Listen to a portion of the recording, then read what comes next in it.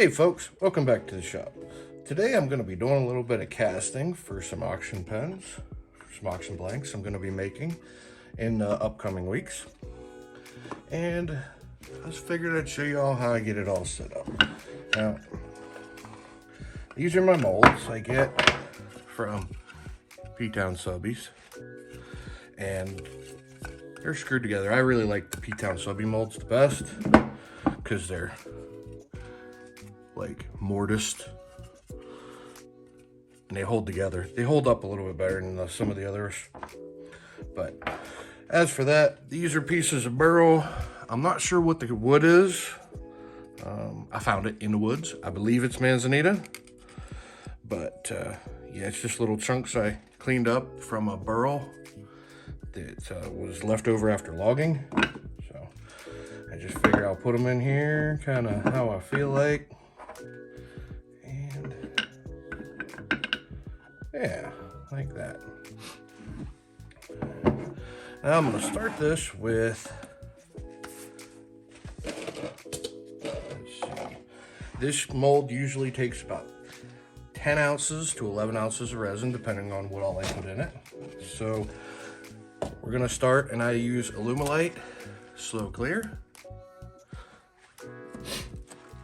And we are going to tear out our cup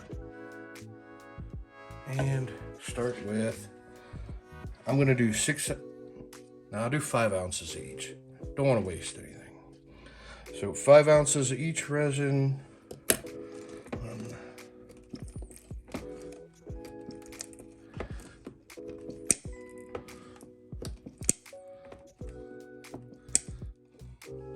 Okay, let's see where we're at. My pump always pumps short now for some reason. So we're at 4.86. 5.2. So I just need 5.2 of this one.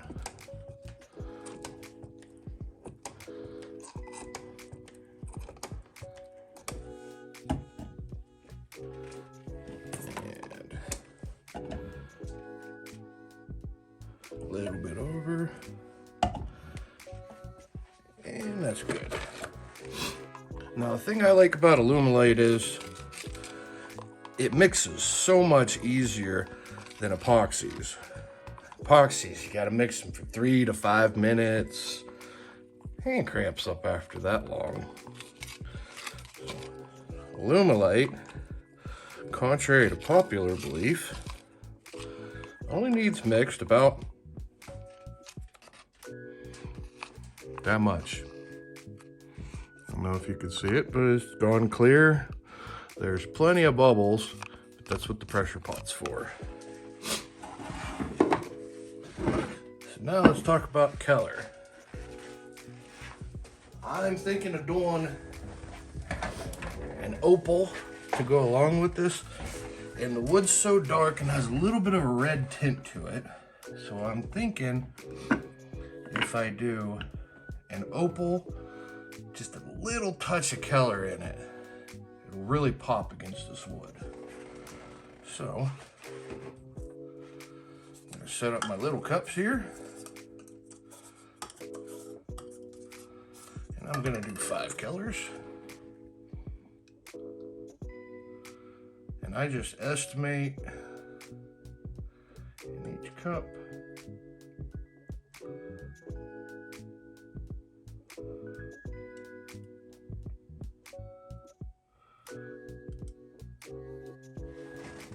I did pretty good there.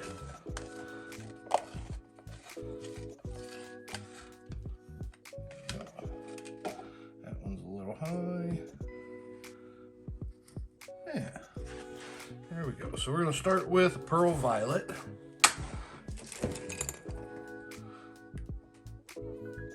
I do not get scared with pigments. If you want a good coverage or a good poppy color, you need a good dose of pigment, which is usually quite a bit more than you think it's going to be.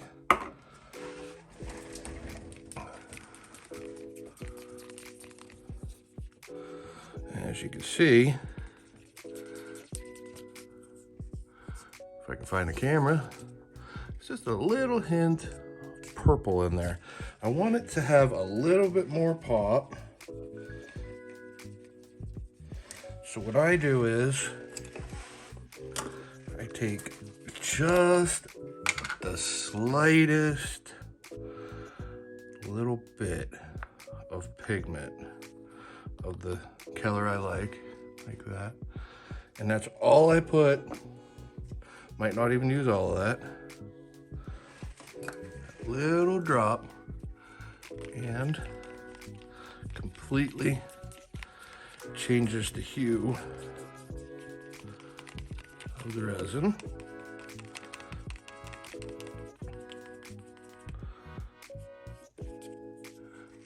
And gives a lot more purple color. Now for the next one, I decided I'm gonna do a silver, which makes it a little easier. So I don't have to add any extra color. Silver pearl.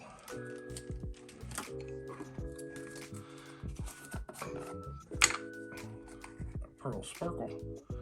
And I'm gonna add this to every one of them. That way there's a nice sparkle color that goes through all of my blanks.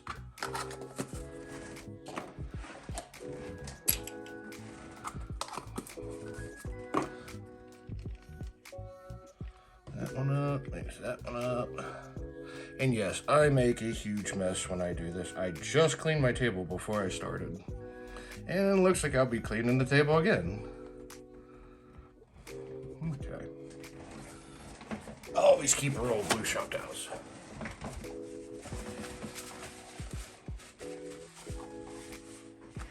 Okay, next color is going to be a red pearl.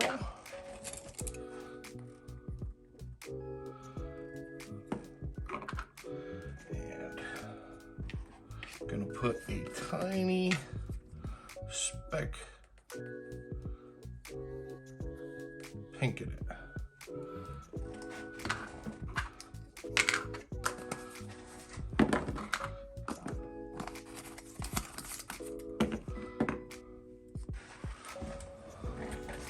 You can see this is my favorite pink that comes up.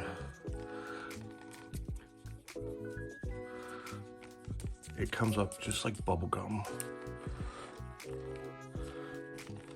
That's the only poppy color I'm really gonna have in this, is this pink here.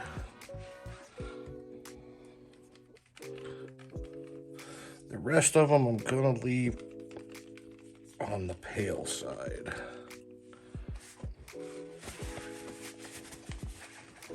Gonna do a pearl blue. And I have a love-hate relationship with pearl blue because it kind of washes out and it doesn't like to get mixed. And the color just comes out very,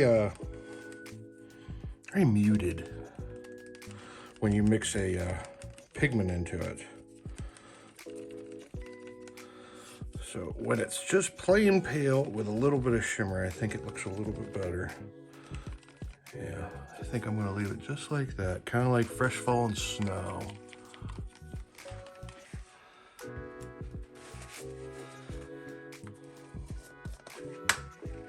And last but certainly not least, one of my favorite colors, green. I'm gonna put just a tiniest little bead of mint silver.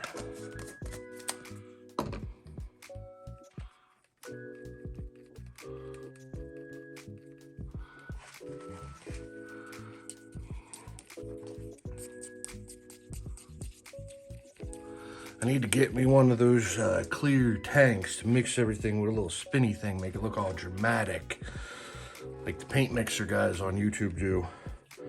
I'm not that high tech.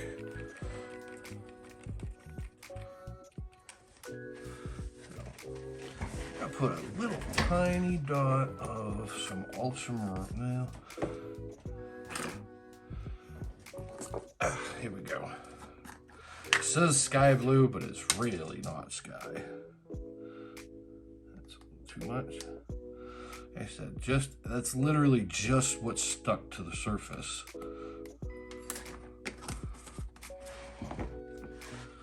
It doesn't take a lot. There we go. Yeah, it just gives it a little bit more of something.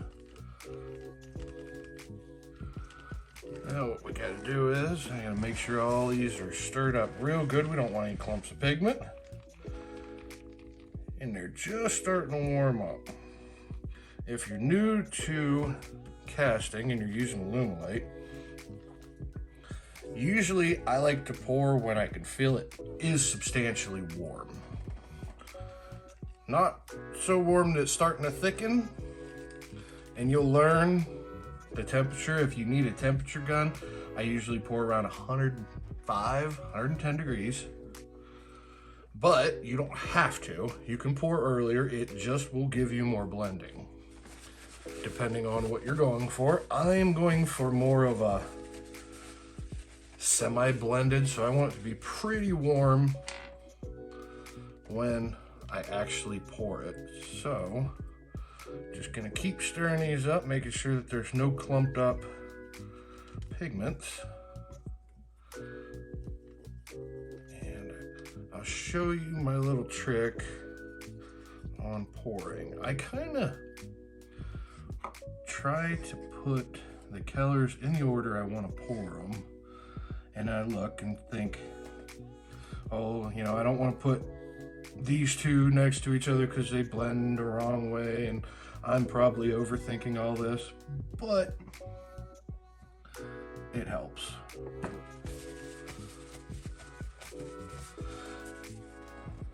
Okay, I think it's warm enough to get away with. So I'm gonna take out all my sticks.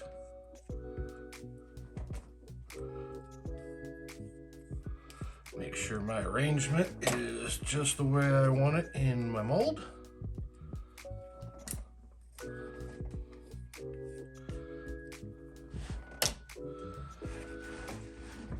Okay, yeah, I think I'm gonna go with that piece down. Oh. Okay, and I will start, I'll zoom you in so you can see what I'm doing a little better.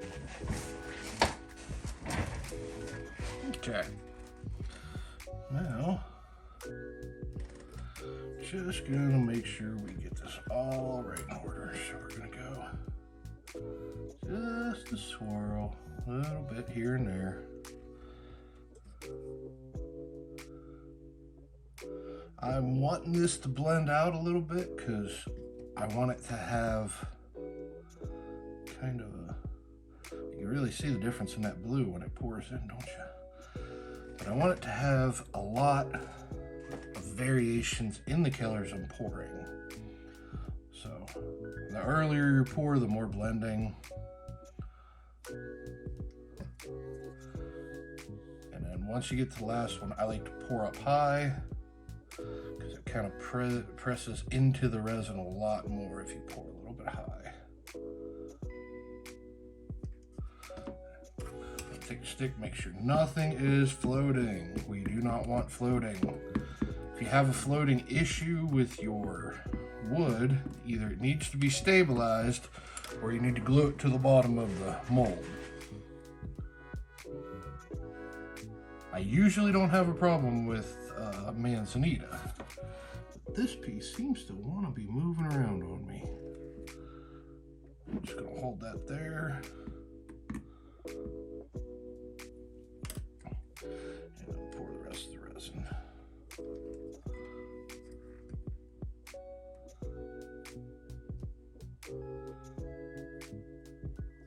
I like to fill my molds up most of the way.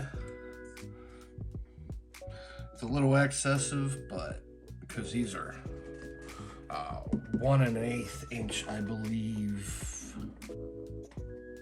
1 1/4 inches thick and tall. So,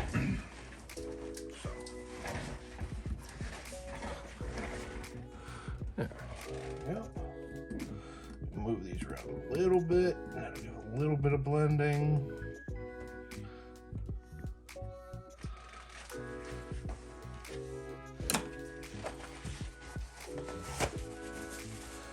go into the pressure pot.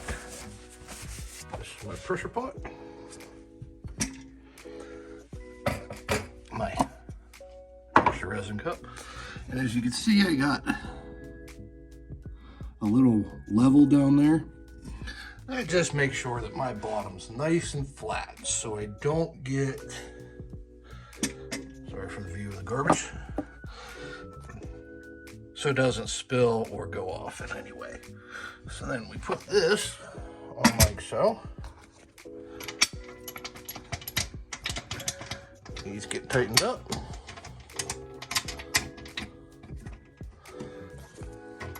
And the nice thing about Harbor Freight pressure pots is, if you leave the regulator and you set the regulator to the pressure that you want, you can just put your air compressor connection on. When it stops filling up, you know you're at your pressure, so you don't even have to look at the gauge, which is good for me because my gauge, you can barely read. It's got too much resin on it. Connect it. Up. As you can see, my gauge goes up. I don't know if you can read it. And once I hear it stop, good. Disconnect and wait 2 hours. Just pulled it out of the pot, and now I'm gonna depot this from the mold here. The nice thing about these P-Town subby molds is there's only 4 screws. Then what I do is I take a rubber mallet and just give her a little tap.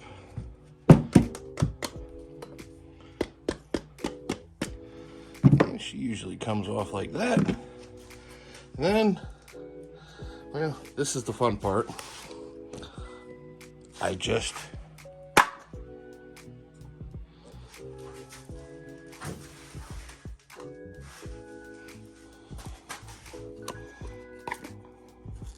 now don't mind my ugly cabinets. Act like you didn't see that. And from here, I take it over to the bandsaw, cut it up. Okay, now I'm going to be cutting these at about 7/8 of an inch. Now I got a little mark lined up because I do it so much on here, but never trust these measures on your table saw or on your bandsaws unless you calibrated it yourself. I did this one, but I like to have a little mark so I don't have to think about it. Just makes life easier. And I mark it up. Boom.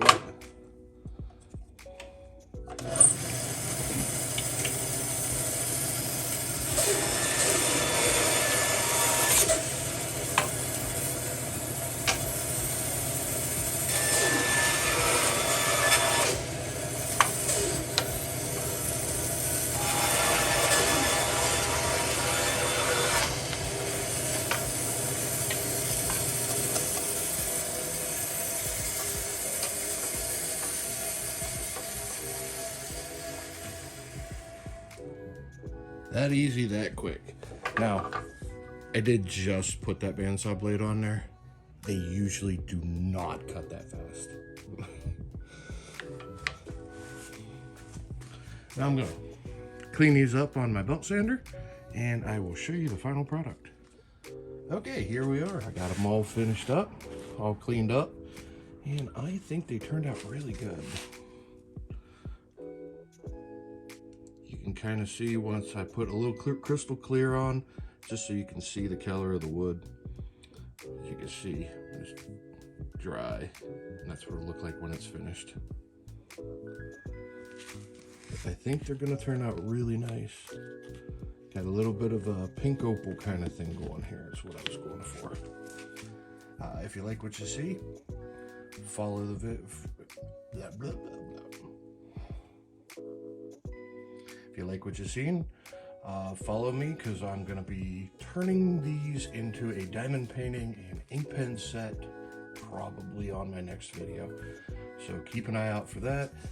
Subscribe, do all that YouTube stuff. Check out my Facebook group and my Etsy, or lastinglatheworks.etsy.com. See you in the next one.